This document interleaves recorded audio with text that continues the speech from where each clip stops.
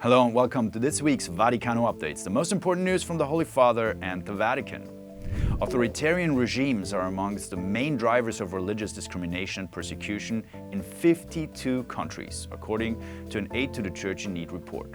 The Pontifical Foundation, alongside Vatican Secretary of State Cardinal Pietro Parolin, released the Religious Freedom in the World Report 2025 at the Vatican, highlighting the need for the Church to bear witness to the millions of people who face threats of persecution and violence because of their religious beliefs.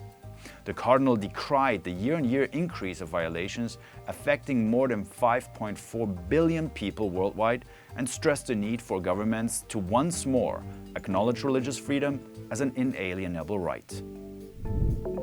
While meeting with the National Anti-Usury Council of Italy, Pope Leo XIV condemned usury, which is the practice of too high interest rates for money lending, as a sin of those who see others only as objects of exploitation. In his address, the pontiff stated that the phenomenon of usury points to the corruption of the human heart. After urging respect for the dignity of all, especially the weakest and most vulnerable, the Holy Father underlined, and I quote, "Either we regain moral and spiritual dignity, or we fall into a cesspool." Pope Leo XIV met with members of an international organization of clergy abuse survivors and advocates at the Vatican. 4 victims and 2 advocates from Ending Clergy Abuse, a coalition representing clergy sexual abuse survivors from more than 30 countries, had an hour-long conversation with Pope Leo. According to participants, it was the first time during his pontificate that the Pope met with survivors of abuse, and the group said it was invited to the Vatican after sending a letter to the newly elected pontiff.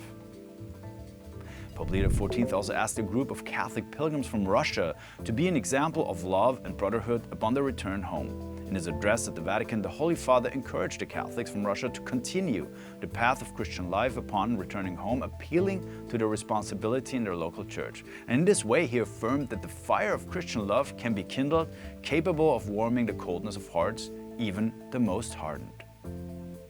A white BMW motorcycle signed by Pope Leo was auctioned off in Munich for 130,000 euros. The proceeds will go to the Pontifical Mission Societies in Austria called Missio Austria, who support a project to help children in Madagascar. In September, the motorcycle, a BMW R18 Transcontinental, was brought to Rome by the Christian motorcycle group Jesus Bikers from Germany. Pope Leo XIV blessed and signed the snow-white motorcycle during his general audience and even sat on it.